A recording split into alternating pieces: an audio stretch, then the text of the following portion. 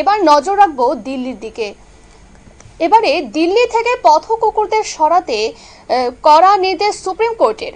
কুকুর সরাতে বাধা দিলে শাস্তিমূলক পদক্ষেপ গ্রাহ্য হবে না পশুপ্রেমী সংগঠনের আবেদন। এ ব্যাপারে বিস্তারিত জানবো। টেলিফোন লাইনে যুক্ত হয়ে গেছে প্রতিনিধি সৌম্য। সৌম্য, কেন এই ধরনের পদক্ষেপ করা হলো? দেখো, গত কয়েক মাস ধরেই সুপ্রিম কোর্ট এবং দিল্লি হাইকোর্টে বিভিন্ন মামলা হচ্ছিল যে দিল্লি এবং দিল্লির সংলগ্ন দিল্লি এনসিআর এবং নয়ডার কিছু অঞ্চলে পথ কুকুরের তাণ্ডব আগের থেকে অনেক বৃদ্ধি পেয়েছে এবং পথ কুকুরের বাড়বাড়ান্তর জন্য সেখানে গত 6 মাসে 50 জন মানুষের জলাতঙ্ক হয়েছে এবং 35,000-এরও বেশি মানুষকে পথ কুকুররা বিভিন্ন জায়গায় কামড়েছে এবং এর ফলে পরিস্থিতি ভয়াবহ এলাকাগুলোতে এবং সাধারণ মানুষের মধ্যে একটা আতঙ্ক ছড়িয়েছিল। এই নিয়ে বেশ কয়েকটি মামলা দিল্লি হাইকোর্ট এবং সুপ্রিম কোর্টে চলছিল। সোমবার দিন এই ধরনের একটি মামলার শুনানিতে গিয়ে একটা বড় নির্দেশ দিয়েছে সুপ্রিম কোর্ট। পরিষ্কার তারা দিল্লি পুরসভা এবং দিল্লি সরকারকে জানিয়ে দিয়েছে দিল্লি এনসিআর এলাকা থেকে সমস্ত পথ কুকুরকে অবিলম্বে সরাতে হবে।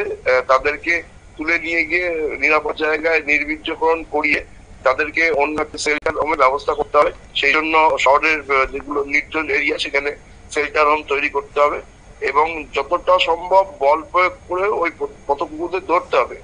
আর এই বিষয়ে যদি কোনো পশুপ্রেমী সংগঠন বা কোনো ব্যক্তি বাধা দেওয়ার চেষ্টা করে তাহলে তার বিরুদ্ধে কড়া শাস্তিমূলক পদক্ষেপ নেওয়ারও নির্দেশ দিয়েছে শীর্ষ আদালত।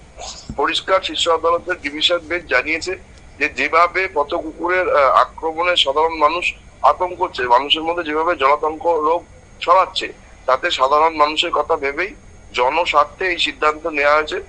পথ কুকুরের কামড়ে যাদের মৃত্যু হয়েছে তাদেরকে ফিরিয়ে আনা কোনোভাবে যাবে?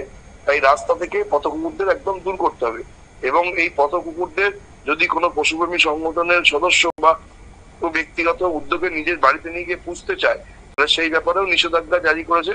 বলেছে যদি এরকম ঘটনা ঘটে তাহলে তার বিরুদ্ধে কড়া আইনি পদক্ষেপ নেওয়া হবে এবং দক্ষ ব্যক্তিদের দিয়ে রাজধানীর রাজপথ থেকে পথ কুকুরদের আটক করতে হবে এবং তাদের নির্দিষ্ট আশ্রয় পাঠাতে হবে। এটার জন্য সরকারকে এবং দিল্লি পুরসভাকে অবিলম্বে ব্যবস্থা নিতে বলা হয়েছে এবং পরিষ্কার জানিয়ে দেওয়া আছে যে কারোর নিষেধ বা বাধা এই ব্যাপারে যাতে সরকার বা সংশ্লিষ্ট কর্তৃপক্ষ না করে এই বিষয়টি গুরুত্ব দিয়ে দেখতে বলা হয়েছে এবং যদি এই ব্যাপারে কোনো রকম কোনো অবহেলা থাকে তাহলে সুপ্রিম কোর্ট সংশ্লিষ্ট কর্তৃপক্ষ এবং আধিকারিকদের বিরুদ্ধে কড়া পদক্ষেপ গ্রহণ করবে বলেই সুপ্রিম কোর্ট আজকে হুঁশিয়ারি দিয়েছে। ধন্যবাদ সৌম্য।